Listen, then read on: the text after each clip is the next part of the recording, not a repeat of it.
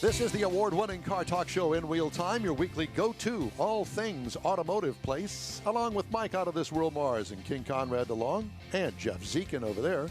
I'm Don Armstrong. Glad that you could join us today. Appreciate you being with us. So, as if we didn't have enough of Lonnie, apparently we've got more of Lonnie, and joining him is Todd Hendrix. There's Todd. That's Jimmy's brother. That's Jimmy's brother. Hey, Jimmy's brother. So I thought that Lonnie was there too. No, am I wrong, Mars? You told me he was here. Well, he was, and then I thought. Well, that's we were okay. going We'll there. talk to Todd. We've already talked to Lonnie. Yeah, exactly. So put Todd back up there. Todd, it's so good to see you, my friend. How are you? Birthday. I'm sorry? Happy belated birthday. Yeah, thank you. Thank you. Thank you for bringing that up. And that's for all three of us, because Don and I are the 19th, and Mars is Christmas Eve. Oh, okay. Well, happy birthday to all y'all. And Jeff's got a birthday, but we don't really care where it is. It's the perfect time of year for the three wise men. Oh, that's why we have him on the show. That was good. That was good. So, apparently. We'll use that in the commercials. Yeah.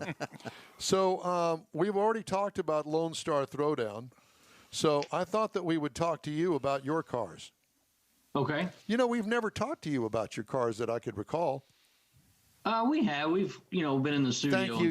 You had to call me out on that. I knew that you would say something like that and, tell me about how Don, bad you're my exactly memory. right. We've never talked about any vehicle that I've owned before. In the 27 times we've been on. That's right. The 26. Yeah, exactly. Well, thanks for joining us on this day after Christmas. I know that you guys are getting ready for the Lone Star Throwdown. But for you, we wanted to talk because you, sir, not only have one car, you have three from what I understand.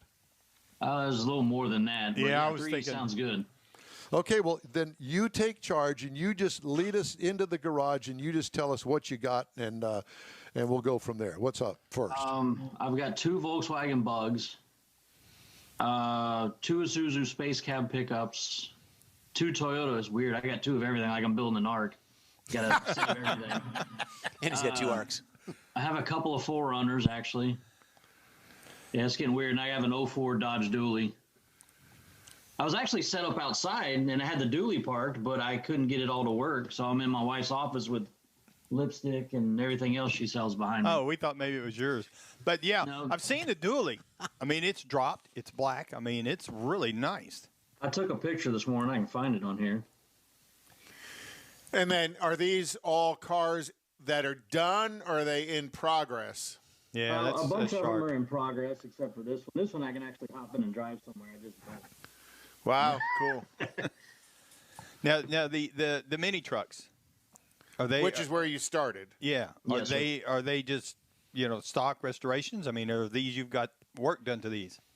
No, a lot of them already have work done to them, and they're in different stages. I have automotive ADD. I guess I buy something, I work on it, and then I find the next thing, oh, I want to work on that one, and that one gets shoved aside, and then the other one gets worked on. So you have a lot of projects. A lot of squirrels. So what do you have, a big gigantic garage over there at the Hendrix compound that you keep all Yes, this sir. stuff? You do? I built a couple of garages, and I got some lifts in them that I can put them on, and then I got a 40 by 60 I built as well that I can work out of. So in other words, if we need some help working on something, we just bring it over to your house and you'll help us work on it. Sure. I'll show you where all the tools are. And that's why the clothing company is called Garage Guys, because it's a bunch of guys in the garage. Yeah, perfect. And I'm sure you have one of those are full of Garage Guys stuff, don't you? Oh, that's actually, we've got all that in a storage out there by Lonnie and on their end of the world. Well, what part of town do you live in? I live in Conroe. Okay. So there's the Conroe connection. I got that. Well, now. you just moved up there, what, last year before? We built a house here a couple years ago, and it just happened to be we wanted some land to build a home on, and we found 4 acres out here and kind of paid it down to build the home on it. Oh, good for you. Good for you. Just kind of coincident. Yeah. Now, what do you do something for a real living, or do you actually get out there and work the Lone Star Throwdown year round? No, sir. I'm in a family business. We rent refrigerated trailers of different shapes and sizes. I got you. I'm a refrigeration technician, so I'm able to fix the big warehouse stuff. Oh, wow. That's skilled, and that's also requires certification, if I remember correctly. Yes, sir. That's not just something any little gomer can do. You gotta know what you're doing. A gomer. Gomer. All right. All kinds of technical terms I'm learning today. Yeah. Okay, so let's get back to the cars in the Hendrix collection. Okay, what you want to know? Well, we talked about the mini trucks, and we got to see do we have any pictures of the bugs? Not really. No, oddly enough, I don't. So what's special about the bugs? Why did you pick up 2 bugs? Well, that was my 71 was my first car. My parents bought me, and oddly enough, it got wrecked, and then I ended up getting my Isuzu. So the bug sat there, and I still have it. It's the one you got from 71. Yeah, well, it's. Say that again. I mean, it's not like you went and bought a 71 because you used to have one. It is the 71. No, it's just my dad bought it, and I know how hard he had to work to pay for that thing. So it's just a sentimental car. Sure. And then I ended up getting a 57 oval, and I've always wanted one. Oh, wow. And so I got a hold of it, and it's just kind of sitting on the burner for now. For us uneducated people, a 57 oval means that the rear glass is oval in shape, correct? Yes, sir. It's smaller compared to the later models that have the bigger back window. Big wraparound type. And it doesn't have a 0 to 60 time because it can't get there. No, they're pretty terrible. It's got a calendar. Little 1300cc gutless. So Yeah, but I'm surprised that you haven't pulled those out of there and modified them, souped them up, and made them, a couple hundred horsepower. I want to. That's the plan. But I he's like got doing too drag many racing with it. I know it sounds silly, but that's what I want to do. too many other projects to work on. Well, what's Yeah, the 57 weigh? It's got to be less than 2,000. I think it's 1,550 pounds. Oh my gosh. Weighs nothing. One of the most impressive things that I ever saw at the drag strip, and this is back in the day now, it had to have been a late 60s Volkswagen, and it appeared a little bit odd. It was lowered a little bit, but not slammed on the ground. And it had a odd-looking single exhaust pipe on it. Stinger. A Stinger, which basically turned out to be headers. And I thought that this Volkswagen was the fastest thing on earth because it had a lot of engine modifications to it. I mean, that thing would fly. It would take off from the starting line like no tomorrow, like a Top Fuel dragster. Boom, it's gone, Because man. there's no weight. There was no weight. And probably decent traction because the little bit of weight that is, it's all in the back anyhow. Yeah, not to get too far off track, but Bear's Bug Service out of Beaumont built a Volkswagen-powered dragster. He actually had the record, the NHRA record for a while, and he used to run it around here quite a bit. But, I mean, that's all it did. You figure a rear-engine dragster with a Volkswagen motor on it, there's no weight. Well, Todd wants the motor. Yeah, you need it. That'd be perfect. Yeah. So are the 2 bugs drivers now? One of them it's close. It needs some brake lines put in the fuel tank, put into it, and fired up. And are you a member of? I know you're pretty involved in all of the mini truck stuff and the truck stuff here in Houston, but there's also a huge group of Volkswagen enthusiasts as well. Do you join in with them as well? No, I really don't know any of those guys. I just go to the events whenever I have time, try to fit it in between working and going to all the truck shows we go to with garage gear. So it that side keeps me busy enough where I end up missing a few of those. So, and I follow you on social media, and I know that you have been pretty active this year, at least as active as you can be, trying to get to as many of the big shows with garage gear as you can. How's that panned out this year with so many show cancellations?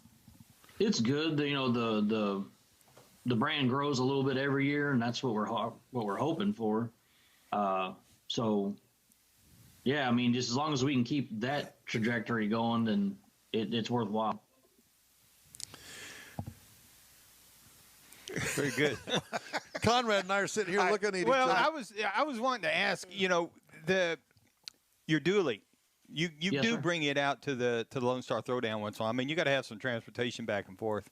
I know y'all Yes, sir. stay out there, literally. Well, we've kind of gotten to the point where we were staying in RVs and we just got tired of it.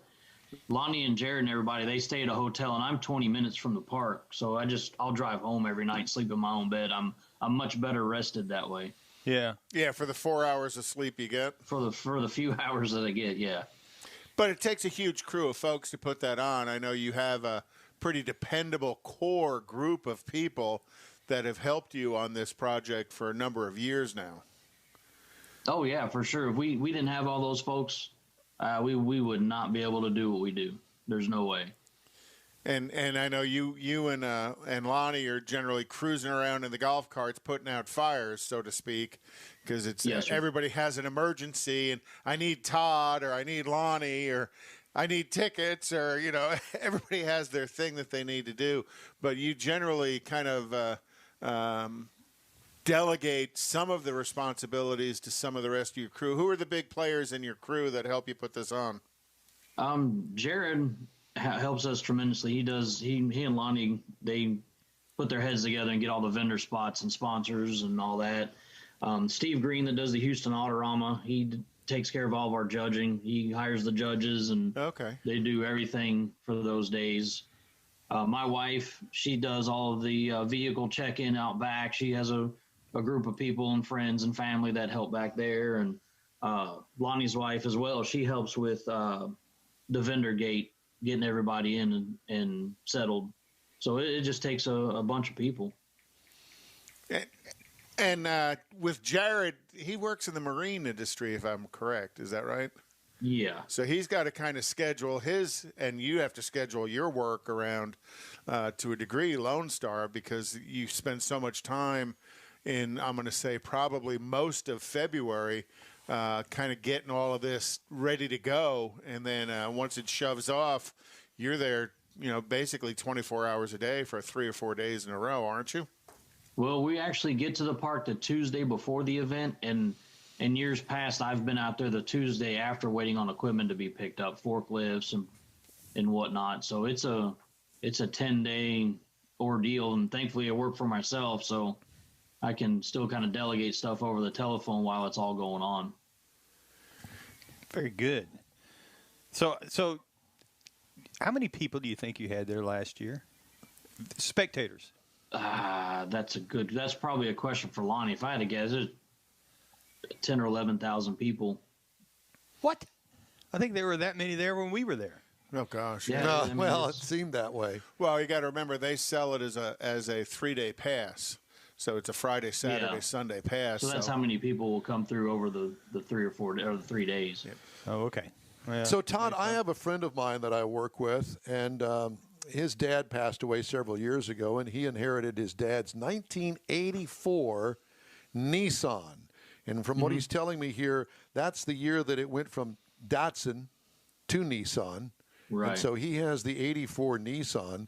And I keep telling him, I said, Mike, you need to really take that thing somewhere because rust is eating it away. And it's a Houston, Texas vehicle, but it's all original. And how do you go about actually getting a value on something like that? That's a good question. I mean, you sit on the internet and look at eBay and Craigslist, see what they're trying to get for that stuff. I mean, if he wants to pay for an appraisal on something like that, I don't know if it'd be worth its time, really. Do you think that they could get a couple $1,000s out of that thing? It just depends on how bad the rust is. Some people will stay away from it if it's too rusted. Huge, big holes, and because I don't think they make any replacement panels for those things, so it'll have to be handmade. It'll be a bunch of work. Or somebody that's going to do some serious modification and really don't care because they would do something different there. anyhow. Yeah. Somebody would have to really want that truck and pay probably nothing for it to have that much work done to it. Yeah. Because it's unibody, and once those start to rust, they rust in certain places. It's basically irreparable, to some of the places where they stack layers of metal together. That's a lot of work to fix something like that. Yeah. So how many categories will you have this year at the show? And I know you have a pretty unique trophy program. Well, what we do is we do a top 100. So out of all the vehicles that Steve and them judge, we're just doing a top 100. And I don't know that it's necessarily in any order. I mean, obviously there's one that scored higher than everybody else, but it's all a top 100. And then we've got a big batch of best ofs, best interiors, best paint, best engineered, longest distance. We got a whole bunch of that stuff. So have you seen this year's trophy yet? I know your trophy guy is pretty special every year. Yes, sir. Matter of fact, yesterday he sent us a bunch of best of awards that they've assembled. He and his parents, Phil and his parents, put the day in at the shop Christmas Day and bolted everything together and getting ready to package them and send them our way here pretty soon. So yeah, we just got a text full of that stuff yesterday. Don't they come from Canada? Yes, sir, they do. Yeah, so you're importing these trophies. Yes, sir. Hey. Hey. So, and I know through the years you've had some pretty big name shops bring some vehicles to show. I'm sure Extensive will have their display there. I think they're there every year. Who else you got coming this year? That's a good question. That might be one for Lonnie. I'm not real sure who they've got coming in during the week. Well, what good are you? I'm not real good at all. He's got lipstick. I'm good at making a three wise men joke. That's about it. Cut it off right there. Exactly. And sitting in front of your wife's makeup counter. Don, some of these colors would look great on you. I think that they would. Yes, they would, especially with those nice red They pumps. go with of his mine. red pumps. What would be a good color for an olive complexion? Yeah, exactly. And the gray hair. All right. So we know that it's the last weekend in February. Am I not correct? February 26th through the 28th. Yeah. And tickets are $20, and $20 get you a 3-day pass. Yes, sir. That's a weekend pass. You can come and go every day. Yeah. Lone Star Throwdown.com if you want to look it up. And Lonnie had told us you still have a few spaces for registration. So anybody that's listening and you want to register, jump on it. Very limited. We're talking like 30 or 40 spots open left out of the 2,000. Yeah. Well, all right, my friend. Well, it's great to talk to you, as always. Thank you all very much. Thank you. And I hope that you had a Merry Christmas and be safe on New Year's. Well, we'll see y'all here in February, I hope. We got a spot whittled out for you. All right. Well, we appreciate that. Thank you so much, man. Great to talk to you. Take care. Y'all too. Good to see y'all. You Thanks, too. Todd. Todd Bye-bye. Hendrix, he's half of the team out there of the Lone Half Star. of the perpetrators of the Lone Star Throwdown. Perps. That's exactly The right. three wise men. That was great. We were going to debut a new feature today called Ryan's Car Adventures. And we're not going to be able to do that, are we? No. No, it's not formatted in a way. It's not formatted in such a way. See, I we're know that- using old technology. Ryan's a young man. He uses the newest and latest and greatest. Well, that's why stuff. we're going to bring him in on this show, because we need a little youth movement going on here. My switcher is a Betamax. Is that what it is? A Betamax. Lord, I made that mistake. Paid a fortune for that stupid thing. At any rate, so Ryan's Car Adventures. Ryan is a senior in high school. And I've been wanting to bring a youth movement to the show, at least for one segment. And Don's been hanging around the high school in the van. Yeah. Ryan actually is a hot rodder of the new generation. He's got the G35, and He's got it going. And it is one sweet-looking rod. Yep.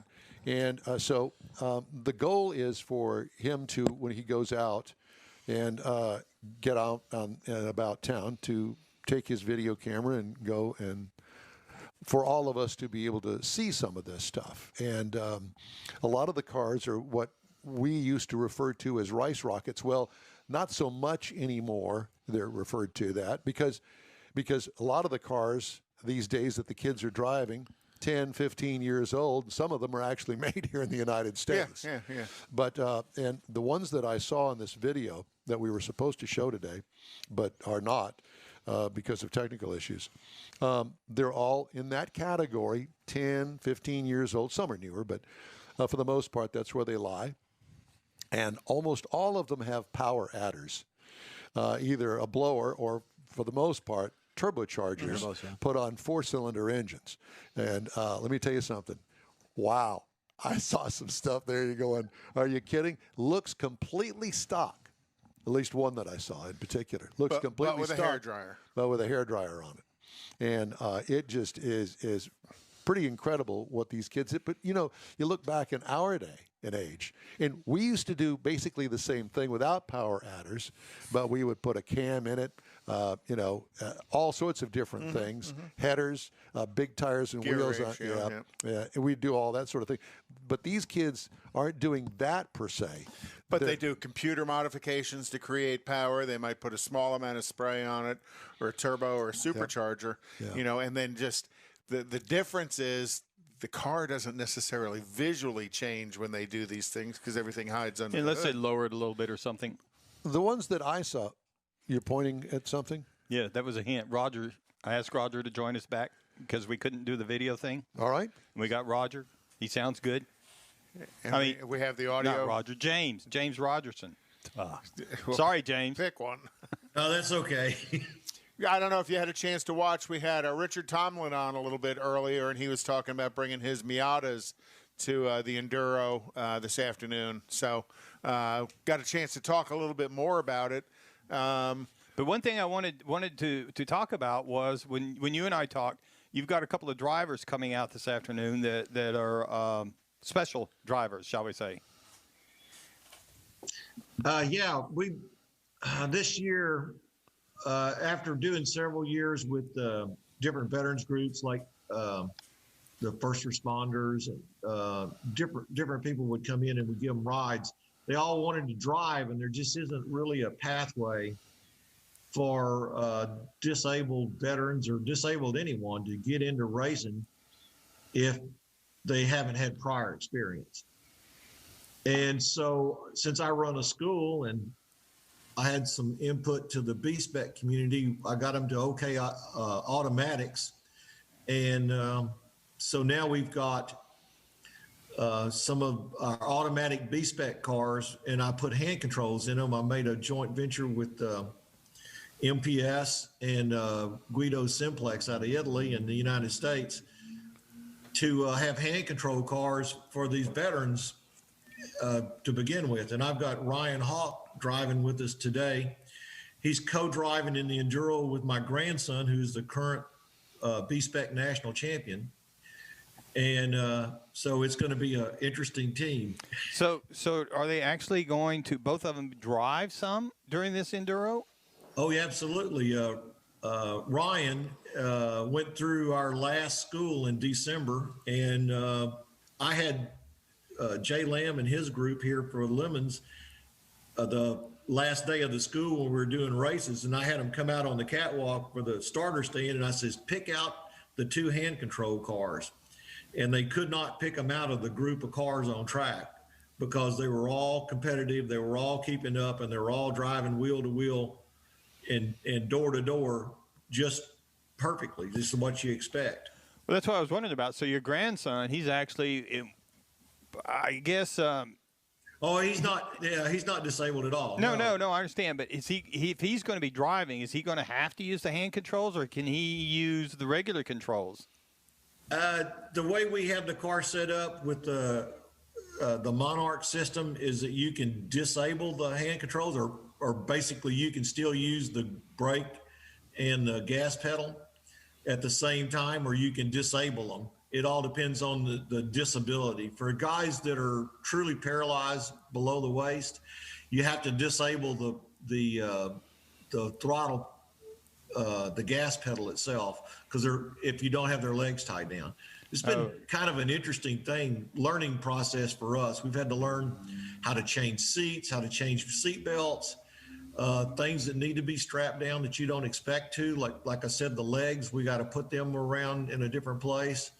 And I've got some guys that are quads, which they don't have complete use of their hands, but they may or may not have core strength. The non-core strength guys, I'm working with Ultra Shield to try to get a seat that can capture their body better and be able to have extra links to the seat belts to hold them in. So, it's a learning experience, but it's been going pretty good. And Richard down there at Apex, he's the one that's actually helping you build these cars and make these modifications. That's the way I understand it.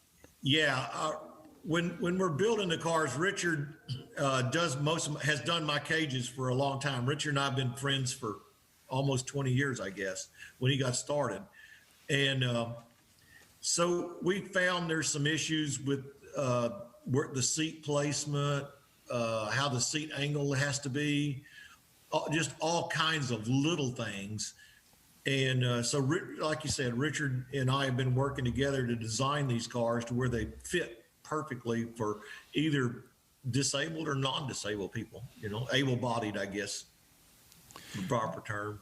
So you're bringing the one gentleman in for this event today. Are you planning on bringing more for maybe like a series of veterans race series? Well, I haven't really thought about that because our whole goal is to mainstream these guys. Anybody that wants to come in, it's, we use the term disabled, but they don't really want to go by, they're not disabled. They just got a little hurdle to get over. And so we're looking to mainstream as opposed to having a different class. I'm not into that kind of way of doing things. Okay. Yeah. Well, and one thing that James is actually an instructor, and we're going to set it up probably sometime in January or first part of February, where he's going to come back and we're going to talk about the process they're going through to actually work with these guys to be able to get them into the car and being able to drive it. And there's one story that's really touching, and we're going to save all that. So, yeah, James, appreciate you coming back and helping us, wrap up the story for this afternoon, get everybody informed about that. And we're going to set something up to where we're going to talk about your driving school and how it really works to get with these veterans and the whole program in a lot more detail. James. Okay, yeah, I look forward to it. We are, we're just getting our foot in the door, but I've got people all over the United States sending me people. So Good. Hopefully we can help you with that. I've got 2 cars now, and I plan on having 4 cars by the springtime. And I've got people waiting in line to get in them. Thank you so much, James. We really appreciate you speaking with us today, and we'll check in with you soon. One of the news stories I wanted to get in before the top of the hour, Apple Incorporated CEO Tim Cook refused to take a meeting years ago to discuss acquiring Tesla Incorporated Elon Musk said on Tuesday. Tesla's Musk said in a tweet that he reached out to Apple during the darkest days of development of his company's Model 3 to talk about a possible deal. Musk said he planned to discuss the possibility of selling Tesla to Apple for 1/10 of its current value. Oops. An Apple spokesman declined to comment on Musk's remarks. Tesla did not reply to a request for a comment on the timing of the other offer Musk described. Just missed that one, didn't we? It's like Apple doesn't have enough money. All right, well, that's it for this hour of In Wheel Time. Hour number 2 starts in just a second. Is your business or company looking to stand out in a crowded advertising market? Looking to reach the real auto enthusiast? Well, you found it. You're listening or watching In Wheel Time, and so are your fellow enthusiasts. The In Wheel Time Car Show now reaches 500,000, and we can put together a marketing plan that will engage them in your product, business, or service. To get the tires rolling, just shoot us an email to our marketing director, Jeff Zekin. His address is jeff@nwheeltime.com. Tailpipes and Tacos is Houston's premier cruise-in, and you're invited to join in. Whether you're a cruiser or spectator, Tailpipes and Tacos is the place to enjoy made-to-order breakfast tacos, fresh coffee, and mingle with Houston's fun car people. Mark your calendar for Saturday, January 16th for Tailpipes and Tacos at the Lupi Tortilla Mexican Restaurant in Katy, 8 a.m. to 11 a.m. Tailpipes and Tacos is free, and everyone is invited. You'll see collector cars, hot rods, customs, magnificent originals, and resto mods all at one location.